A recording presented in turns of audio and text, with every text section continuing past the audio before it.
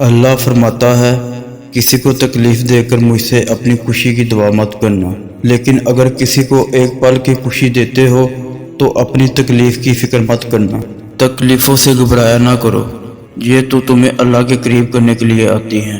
اللہ جن سے پیار کرتا ہے انہی کو مشکلات کے رستے پر ڈالتا ہے تاکہ بعد میں انہی آنسوؤں اور اسی تڑپتے ہوئے دل کا سکون بن سکے۔ جو دعا سے بھی نہ مل رہا ہو تو سمجھو اللہ نے اس سے بہتر آپ کو عطا کرنا ہے۔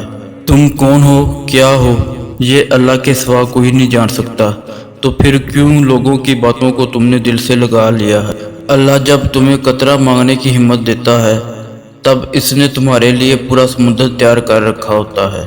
مولا علی نے فرمایا ہر شخص کا غم اس کی ہمت کے مطابق ہوتا ہے۔ اللہ پاک فرماتے ہیں کہ میں تمہارے اندر ہوں، تم کیوں نہیں دیکھتے؟ تم مجھے یاد رکھو، میں تمہیں یاد رکھوں گا۔ اللہ کے سوا کوئی بھی دل سے خوف اور بے چینی نہیں مٹا سکتا۔ اللہ کو پسند ہے وہ دل جس میں مخلوق کا درد ہو اور وہ آنسو جو خوف خدا سے گریں۔